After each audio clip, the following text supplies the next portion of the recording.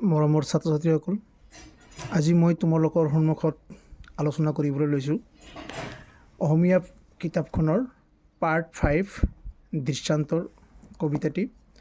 এই কবিতাটোৰ পৰা হ'বলগীয়া প্ৰশ্ন, পাঠভিত্তিক প্ৰশ্ন, ইয়াৰ উপৰিও ইনচাইট কুৱেশ্যন, ইয়াৰ উপৰিও আমি এই টেষ্ট পেপাৰখন ছল্ভ কৰি প্ৰশ্নবিলাক বনাইছোঁ। আশা কৰোঁ তোমালোকে 100% কমন পৰিবা। এতিয়া আমি আলোচনা কৰিবলৈ গৈ আছোঁ দৃষ্টান্তৰ পাঠৰ পৰা হ'বলগীয়া প্ৰশ্নসমূহ।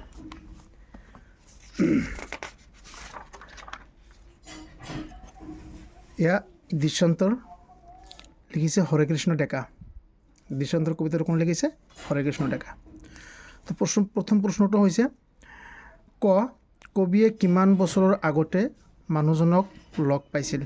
উত্তৰ লিখিম, কবিয়ে 25 বছৰৰ আগতে মানুহজনক লগ পাইছিল। মানুহজনে কিয় নিজৰ ঘৰ বিচাৰি পোৱা নাছিল? উত্তৰ লিখিম, মানুহজন আছিল কুকুৰীকণা। গধূলি পৰত ভালদৰে দেখা নাপায়, সেয়ে জোনাক ৰাতিও তেওঁ নিজৰ ঘৰ বিচাৰি পোৱা নাছিল। নেক্সট কুৱেশ্যনটো হৈছে মানুহজন নিজৰ ঘৰৰ পদূলি ক'ত বিচাৰিছিল?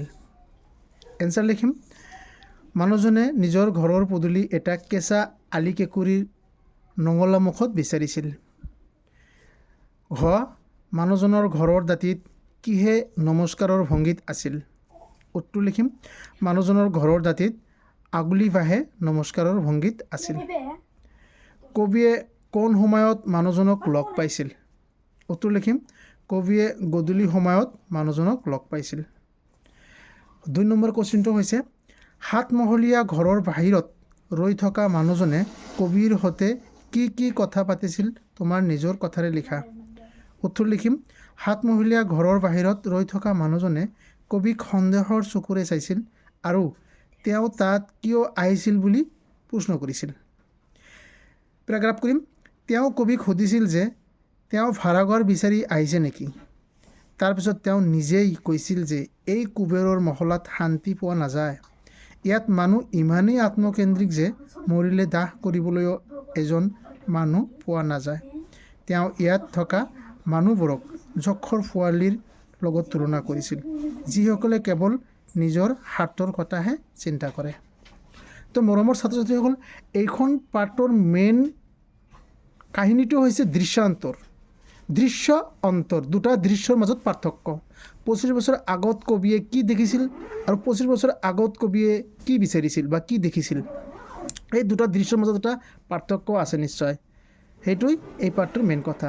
যেনেকুৱা 25 বছৰ আগত আহিছিল, আহি কেনে এজন কুকুৰীকণা মানুহক লগ পাইছিল। সেই কুকুৰীকণা মানুহজনক কবিয়ে সহায় কৰি ঘৰটোত লৈ গৈছিল। তেতিয়া সেই মানুহজনে কৈছিল, বৰ শান্তিত আছোঁ এই প্ৰজাতিত। কিন্তু 25 বছৰ পিছতেই যেতিয়া কবিয়ে সেইখন ঠাইলৈ আকৌ গৈছিল, সেই মানুহজনে কবিয়ে মানুহজনক চিনি পাইছিল, কিন্তু মানুহজনে কবিক চিনি পোৱা নাছিল। সুধিছিল যে ইয়াত ভাড়াঘৰ, কবিক সুধিছিল ইয়াত ভাড়াঘৰ বুলি আহিছে নেকি?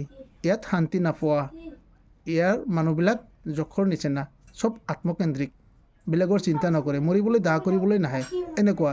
মানে এই পাৰ্থক্যটো, দৃষ্টান্তৰ এই পাৰ্থক্যটো, আগৰ দৃশ্যৰ যিটো কাহিনী আৰু পিছৰ দৃশ্যৰ যিটো কাহিনী, এই পাৰ্থক্যটোই এই কবিয়ে কবিতাটোত উল্লেখ কৰিছে। যি হওক, নেক্সট কুৱেশ্যন, 3 নম্বৰ কুৱেশ্যনটো হৈছে দৃষ্টান্তৰ কবিতাটোৰ মূল ভাৱ লিখা। উত্তৰ লিখিম, দৃষ্টান্তৰ কবিতাটোৰ মূল ভাৱ হ'ল সময়ৰ সতত গ্ৰাম্য জীৱনৰ সৰলতা আৰু নগৰীয়া জীৱনৰ ব্যস্ততাৰ পাৰ্থক্য দাঙি ধৰা। পেৰাগ্ৰাফ কৰিম, 25 বছৰ আগৰ গ্ৰাম্য পৰিৱেশত অভাৱ অনাটনৰ মাজতো মানুহৰ মাজত শান্তি আৰু আন্তৰিকতা আছিল। কিন্তু বৰ্তমানৰ নগৰীয়া কংক্ৰিটৰ পৰিৱেশত মানুহ আৰ্থিকভাৱে সচ্ছল হ'লেও তেওঁলোক নিঃসংগ, আত্মকেন্দ্ৰিক আৰু অশান্তিত ভুগিছে। কবিয়ে এই দুটা দৃশ্যৰ মাজেৰে আধুনিক জীৱনৰ শূন্যতা আৰু মানৱীয় সম্পৰ্কৰ অৱক্ষয়ৰ এক গভীৰ ছবি দাঙি ধৰিছে। নেক্সট কুৱেশ্যন, 4 নম্বৰটো, বৰ শান্তিত আছোঁ এই প্ৰজাতিত, কোনে কিয় এইদৰে কৈছিল? কথাষাৰৰ অন্তৰ্নিহিত ভাৱ মোকলাই লিখা। উত্তৰ লিখিম, এই কথাষাৰ 25 বছৰ আগতে কবিয়ে লগ পোৱা কুকুৰীকণা মানুহজনে কৈছিল। কবিয়ে যেতিয়া তেওঁক নিজৰ পজাঘৰটো বিচাৰি দিয়াত সহায় কৰিছিল তেতিয়া কৃতজ্ঞতাৰে মানুহজনে এইদৰে কৈছিল। কথাষাৰৰ অন্তৰ্নিহিত ভাৱ হ'ল বাহ্যিক অভাৱ অনাটন বা এটা সৰু পজাঘৰত বাস কৰিলেও তেওঁ মানসিকভাৱে শান্তিত আছিল। ইয়াৰ বিপৰীতে নগৰীয়া জীৱনৰ মানুহ অট্টালিকাত থাকিও অশান্তিত ভোগে। গতিকে প্ৰকৃত শান্তিয়ে যে ভৌতিক সম্পদ নহয় সেই গভীৰ সত্যটোকে কথাষাৰে প্ৰকাশ কৰিছে। নেক্সট কুৱেশ্যন, এয়া 5 নম্বৰ, হেৰা অচিনাকি মানুহজন তোমাক কি লাগে হে? ইয়াত কোনে কিয় কবিক এইদৰে সুধিছে বুজাই লিখা। তো উত্তৰ লিখিম। এয়া উত্তৰ, এই কথাষাৰ 25 বছৰ পিছত কবিয়ে লগ পোৱা 7মহলীয়া ঘৰৰ বাহিৰত ৰৈ থকা বৃদ্ধ মানুহজনে কৈছিল। নগৰীয়া পৰিৱেশত মানুহ ইজনে সিজনৰ প্ৰতি সন্দেহপৰায়ণ আৰু অচিনাকি। ইয়াত কোনোৱে কাৰো খবৰ নাৰাখে। সেয়ে যেতিয়া কবিয়ে সেই ঠাইত উপস্থিত হৈছিল তেতিয়া বৃদ্ধ মানুহজনে তেওঁক এজন অচিনাকি ব্যক্তি হিচাপে দেখিছিল আৰু তেওঁৰ উপস্থিতিৰ কাৰণ জানিবলৈ সন্দেহ আৰু অবিশ্বাসৰ সুৰত এইদৰে প্ৰশ্ন কৰিছিল। ইয়াৰ দ্বাৰা নগৰীয়া জীৱনৰ বিচ্ছিন্নতা আৰু মানুহৰ মাজত থকা অনাস্থাৰ ভাৱ প্ৰকাশ পাইছে। নেক্সট কুৱেশ্যন 6 নম্বৰটো হৈছে দৃষ্টান্তৰ কবিতাটোত কবিয়ে কিদৰে পৰিৱৰ্তিত সামাজিক জীৱনৰ ছবি আঁকিছে তোমাৰ ভাষাৰে বুজাই লিখা। তো মৰমৰ ছাত্ৰ ছাত্ৰীসকল, এইটো উত্তৰ লিখিম আমি এনেকৈ। দৃষ্টান্তৰ কবিতাটোত কবিয়ে দুটা ভিন্ন সময়ৰ দুটা ভিন্ন দৃশ্যৰ মাজেৰে পৰিৱৰ্তিত সামাজিক জীৱনৰ এক স্পষ্ট দাঙি ধৰিছে বা আঁকিছে। 25 বছৰ আগৰ দৃশ্যটোত গ্ৰাম্য সমাজৰ সৰলতা, আন্তৰিকতা আৰু অভাৱৰ মাজতো থকা শান্তিৰ ছবি ফুটি উঠিছে। সেই সময়ত মানুহৰ মাজত সহায় সহানুভূতিৰ ভাৱ আছিল। পেৰাগ্ৰাফ কৰিম। কিন্তু 25 বছৰ পিছৰ দৃশ্যটোত নগৰীকৰণে সমাজখনক কেনেদৰে সলনি কৰি পেলালে তাৰ ছবি দেখা যায়। কংক্ৰিটৰ অট্টালিকা, ব্যস্ততা আৰু যান্ত্ৰিকতাই মানুহক ইজনে সিজনৰ পৰা আঁতৰি নিছে। মানুহৰ আত্মকেন্দ্ৰিক আৰু নিঃসংগ হৈ পৰিছে। আন্তৰিকতাৰ অভাৱ ঘটিছে। এইদৰে কবিয়ে গ্ৰাম্য আৰু নগৰৰ ক্ৰমে সৰলতা আৰু জটিলতাৰ পৰিৱৰ্তনৰ ছবিখন সফলতাৰে অংকন কৰিছে। নেক্সট কুৱেশ্যন, 7 নম্বৰ কুৱেশ্যনটো হৈছে দৃষ্টান্তৰ কবিতাটোত কবিগৰাকীৰ চমু পৰিচয় দিয়া। দৃষ্টান্তৰ কবিতাটোৰ কবিগৰাকীৰ চমু পৰিচয় দিয়া বা হৰেকৃষ্ণ ডেকাৰ বিষয়ে চমুকৈ আলোচনা কৰা। তেনেহ'লে লিখিম উত্তৰ, দৃষ্টান্তৰ কবিতাটিৰ কবি হ'ল হৰেকৃষ্ণ ডেকা। তেওঁৰ জন্ম 1943 চনত হৈছিল। তেওঁ একেধাৰে এজন কবি, গল্পকাৰ, সমালোচক আৰু প্ৰাক্তন আৰক্ষী সঞ্চালক আছিল। তেওঁৰ উল্লেখযোগ্য কাব্য গ্ৰন্থ হ'ল ৰাতিৰ শোভাযাত্ৰা, আন এজন আদি। তেওঁ সাহিত্য অকাডেমী বঁটা আৰু অসম উপত্যকা বঁটাৰ দৰে সন্মানীয় বঁটাৰে সন্মানিত হৈছিল। তো সাধাৰণতে কবিৰ পৰিচয়বিলাক 2 মাৰ্কৰ কাৰণে আহে, সেইকাৰণে আমি সৰুকৈ দিছোঁ আৰু এইখিনি লিখিলেই যথেষ্ট। 8 নম্বৰ কুৱেশ্যনটো হৈছে ব্যাখ্যা কৰা। কোৱা, মৰিলে দাহ কৰিবলৈও এজন মানুহ নাই। উত্তৰ লিখিম। উক্ত কথাফাকি আমাৰ পাঠ্যপুথিৰ অন্তৰ্গত হৰেকৃষ্ণ ডেকাৰ দৃষ্টান্তৰ কবিতাৰ পৰা তুলি অনা হৈছে। ইয়াৰ বক্তা হ'ল 25 বছৰ পিছত কবিয়ে লগ পোৱা বৃদ্ধজন। পেৰাগ্ৰাফ কৰিম। ইয়াৰ জৰিয়তে আধুনিক নগৰীয়া জীৱনৰ চৰম নিঃসংগতা আৰু মানৱীয় সম্পৰ্কৰ অৱক্ষয়ৰ কথা প্ৰকাশ কৰা হৈছে। পেৰাগ্ৰাফ কৰিম। নগৰীয়া জীৱনত মানুহ ইমানেই আত্মকেন্দ্ৰিক আৰু ব্যস্ত যে কাষৰ মানুহজনৰ খবৰ ল'বলৈ কাৰো সময় নাই। আনকি মৰিলেও দাহ কৰিবলৈ এজনো মানুহ ওলাই নাহে। ইয়াৰ দ্বাৰা কবিয়ে নগৰীয়া সমাজৰ ভয়ংকৰ সামাজিক বিচ্ছিন্নতাৰ ছবিখন দাঙি ধৰিছে। নেক্সট, যক্ষৰ পোৱালিহঁতে কাক কোনে চায়। এইটো কথাৰ ওপৰত ব্যাখ্যা কৰিবলৈ আহিলে বা কোনে কিয় কৈছে সেইটো কোনে কৈছে, সেই 25 বছৰ পিছৰ মানুহজনে কৈছে। কাক কৈছে? কবিক কৈছে এইবিলাক। তো যি হওক ব্যাখ্যা কৰিবলৈ আহিলে এনেকৈ লিখিম। উক্ত কথাফাকি হৰেকৃষ্ণ ডেকাৰ দৃষ্টান্তৰ কবিতাৰ পৰা তুলি অনা হৈছে। ইয়াৰ বক্তা হ'ল 25 বছৰ পিছত লগ পোৱা ব্যক্তিজন। যক্ষ হ'ল অতিশয় কৃপণ লোক। ইয়াত নগৰীয়া মানুহক যক্ষৰ পোৱালিৰ লগত তুলনা কৰা হৈছে, কাৰণ তেওঁলোক যক্ষৰ দৰেই আত্মকেন্দ্ৰিক। তেওঁলোক নিজৰ ধন সম্পত্তিৰ কথাহে চিন্তা কৰে, আন কাৰো কথা ভাবিবলৈ তেওঁলোকৰ সময় নাই, অৰ্থাৎ কোনোৱে কাৰো খবৰ নাৰাখে। ঘ নম্বৰ হৈছে এই কংক্ৰিটৰ হাবিখনত তেওঁক বিচাৰি নাপালোঁ আৰু। কথাটো কোনে কাক কিয় কৈছে এইটো কুৱেশ্যন কৰিলেও এইখন এনচাৰৰ পৰাই লিখিব লাগে। জাষ্ট এনেকুৱা কুৱেশ্যন হ'লে উক্ত কথাফাকি লিখিব নালাগে, লিখিব লাগিব এনেকৈ উক্ত কথাফাকি 25 বছৰ পিছৰ মানুহজনে কবিক কৈছে, কিয় কৈছে তাৰপিছত এইখিনি লিখি দিলেই হ'ল। তো ব্যাখ্যা হিচাপে আহিলে আমি ফাৰ্ষ্টত লিখিব লাগিব উক্ত কথাফাকি হৰেকৃষ্ণ ডেকাৰ দৃষ্টান্তৰ কবিতাৰ পৰা তুলি অনা হৈছে, ইয়াৰ বক্তা কবি নিজেই। তাৰপিছত মৰমৰ ছাত্ৰীসকল এই আকৌ ৰিপিট কৰিছোঁ কথাটো। ঘ এই কংক্ৰিটৰ হাবিখনত তেওঁক বিচাৰি নাপালোঁ আৰু। কথাটো কোনে কৈছে? কবিয়ে কৈছে। কাৰ কথা কৈছে? সেই 25 বছৰ মানুহজনৰ কথা কৈছে। যেতিয়া 25 বছৰ পিছত মানুহজনক যেতিয়া দেখা পাইছিল কবিয়ে, তেতিয়া মানুহজনে কবিক সুধিছিল ভাড়াঘৰ খুজিবলৈ আহিছে নেকি?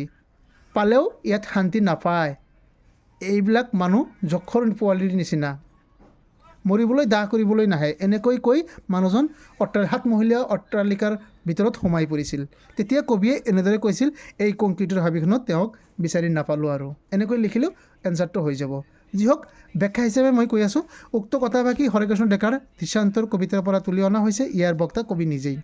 কবিয়ে যেতিয়া 25 বছৰ পিছত সেই ঠাইখনলৈ গৈছিল তেতিয়া তেওঁ দেখিলে যে গোটেই ঠাইখন ওখ ওখ অট্টালিকাৰে ভৰি পৰিছে, যিখন কংক্ৰিটৰ হাবিৰ দৰে লাগিছে।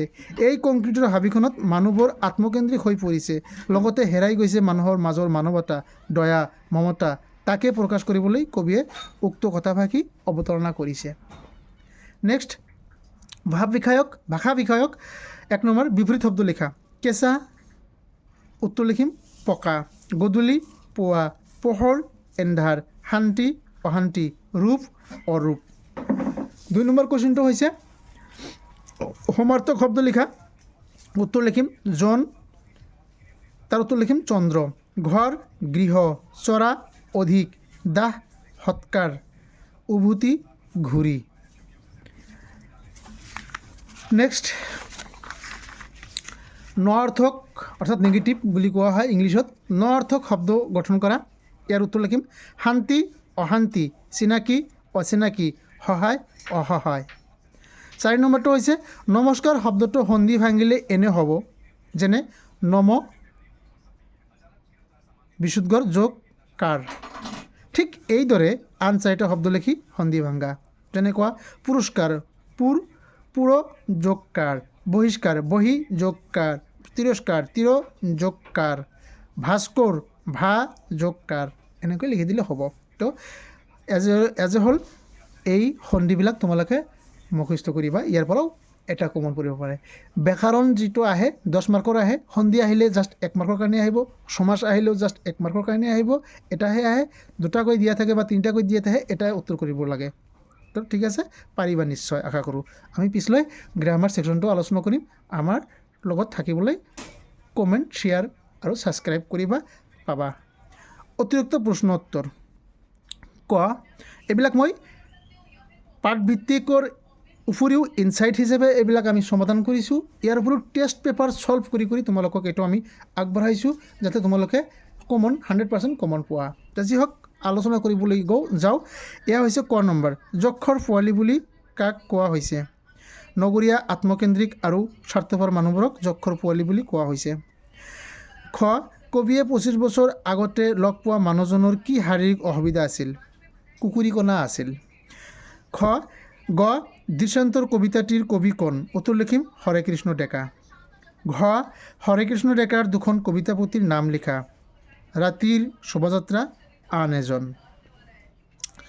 গল্প আৰু কল্প গল্প পুথিখন কোনে ৰচনা কৰিছিল? উত্তৰ লিখিম হৰেকৃষ্ণ ডেকা। এতিয়া 6 নম্বৰ হৰেকৃষ্ণ ডেকাৰ একমাত্ৰ গল্প উপন্যাসখনৰ নাম কি? ইম্পৰ্টেণ্ট কুৱেশ্যন দেই মৰমৰ ছাত্ৰ ছাত্ৰীসকল, এয়া এটা ইম্পৰ্টেণ্ট কুৱেশ্যন। হৰেকৃষ্ণ ডেকাৰ একমাত্ৰ গল্প উপন্যাসখনৰ নাম কি? তেওঁ এটাই গল্প উপন্যাস লিখিছিল, সেয়া হৈছে আগন্তুক। হৰেকৃষ্ণ ডেকা কোন দুখন আলোচনীৰ সম্পাদক আছিল? উত্তৰ লিখিম দি চেণ্টিনেল কাকত আৰু গৰিয়সী আলোচনীৰ সম্পাদক আছিল। হৰেকৃষ্ণ ডেকা 2010 চনত কি বঁটা লাভ কৰিছিল? উত্তৰ লিখিম অসম উপত্যকা সাহিত্য বঁটা। হৰেকৃষ্ণ ডেকা কেতিয়া সাহিত্য একাডেমী বঁটা লাভ কৰিছিল? লিখিম 1987 চনত।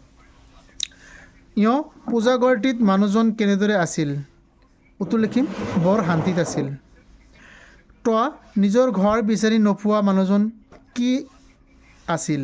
উত্তৰ লিখিম মানুহজন কুকুৰীকণা আছিল। এয়া হৈছে এই পাঠটোৰ পৰা হ'বলগীয়া আটিগুৰি কুৱেশ্যন আৰু তাৰ উত্তৰ। আশা কৰোঁ তোমালোকৰ নিশ্চয় 100% কমন পৰিব।